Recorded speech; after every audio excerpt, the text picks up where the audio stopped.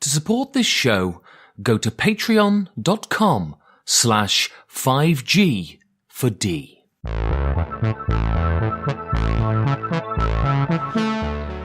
From the kitchen of the cabin, it's the 5 Games for Doomsday review. Seafall.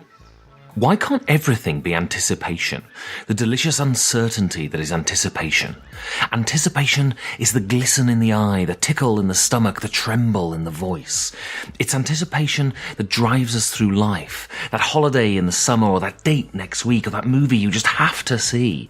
Anticipation is what hauls us through the workaday and delivers us panting to a midnight screening, a field at dawn, or another's embrace.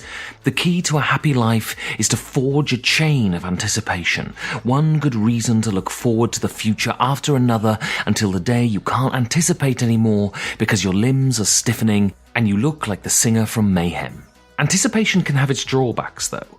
One day you'll be confronted with what you've waited for, and it'll be held up to the scrutiny of your anticipation. Can anything survive under the heat of such scrutiny? Sometimes in rare cases, the actual thing can outstrip your expectations. Sometimes you can be surprised at the limits of your imagination, that you never imagined that something could be so good. Usually, though, the opposite ends up being true. That movie can never live up to your conception of it. That person you were dying to meet is just a person, and that forest is just a collection of trees, and sometimes the target of your anticipation can be an unremitting, brow-furrowing, genital-shrieking, soul-desiccating disappointment. This is a review of Seafall by Rob Davio. I anticipated Seafall. I anticipated it hard. This was to be the legacy game for gamers, not a great idea diluted by a huge corporation and an outdated game system. Seafall would take the single most revolutionary game innovation of the last 20 years and marry it to something vital, modern, relevant and worthy. Seafall was to be singularly significant. That is until it wasn't. Seafall took a long time to come out. By the time it was available, Pandemic Legacy was already number 1 on BGG and the bloom had faded on the Legacy Rose. All forms of art are prone to fads, and board games are no exception. Like microgames before it, Legacy had basked for a short time and was now just another hill in the gaming landscape. Also, Seafall was expensive. It seemed that the greatest innovation that F2Z and then subsequently Asmodee had brought to its acquisitions was to hike up the prices, as the increase from €50 to €70 for Pandemic Legacy from one Essen to the next testified to. Then the rumblings started to trickle out that maybe, just maybe, this wasn't the game everyone had hoped it would be. I didn't listen to those rumblings. I bought Seafall and I played it. And this is where the review starts, by the way. Seafall is a legacy game set on the high seas during the Age of Sail. Players start with an empty map, and through the unlocking of chests will find islands, lost treasures, and discover the secrets of the ancients. Players can take different paths to victory. They can buy and trade. They can become pirates and raid other players' ships and harbours, or they can take to the high seas and become explorers, discovering the bounty and horror of the new world. Through the hiring of crew and the leveraging of guilds, actions you can take, players increase the renown of their provinces and receive the glory that will win them the game. Seafall combines resource gathering and manipulation with good old-fashioned Ameritrash dice rolling and combat, and in both aspects it fails. Fails miserably.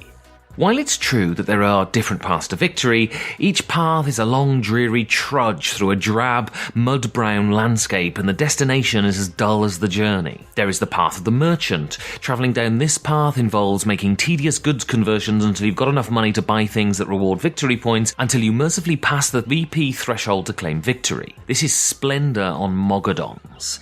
The constraint on which actions can be taken each turn make acquiring and divesting yourself of resources take forever, as if the solution to the runaway leader problem was to encase their wellies in concrete. This strategy can certainly win you the game, but at the expense of your mental well-being. I would describe it as Sisyphean, but I imagine Sisyphus had more fun chasing that boulder down the hill and swapping dirty jokes with that bird that pecked the liver out. There is also the piratical path. The combat in this game, like all of the skill checks, is resolved by the rolling of dice. Buffs and constructions add extra dice to your pool, and then you toss them, leaving all of your planning to the caprices of chance. This is by-the-book output randomness that can leave you hugely frustrated or simply underwhelmed. Couple this with the fact that the resources you're stealing have taken about a month to acquire. Being a pirate in this game will result in the rest of the table wanting to hang you from the light fitting by your unmentionables. On top of this, the time it takes to become a viable pirate will have you looking longingly at that patch of drying paint in the toilet as an enticing form of alternative entertainment. Exploration is the engine of the game. It is through exploration that chests are unlocked and the story progresses. In these chests you'll find various accoutrements that introduce new rules and others that have seemingly no function until you spend half an hour trawling through the forums on BGG. Exploration tests are resolved by dice, then story sections are read and the player receives a cube. Essentially, exploration involves the endless reading of almost identical texts and the receiving of cubes. The writing isn't bad, but after 2 plays, they assume the character of a Philip Glass composition. They become wordless Dada tracts that dispense cubes. The words lose all meaning as you've read all this before, and you start skipping to the bits that tell you how many cubes you've earned. If he was still alive, Andy Kaufman could make a fortune reading from this book on college campuses. The biggest problem with Seafall is there's no game there. It is a jumble of ill-conceived and thoroughly dull ideas cobbled together to deliver a story, and when the story is delivered, it drips the same uniform dull brown lacquer that the rest of the game is drenched in. There are some interesting components and some interesting ideas, but by the time they're revealed, the will to engage with the game has drained away. Pandemic Legacy worked so well because the story emerged from a great game. Narrative in board games has to be rooted in the game and not the other way round, because without a decent game, the narrative flounders, and in Seafall, it is sunk after the first play. I would like to say that Seafall has chastened me, that I don't let anticipation colour my view of things when they eventually arrive, but that would be a lie.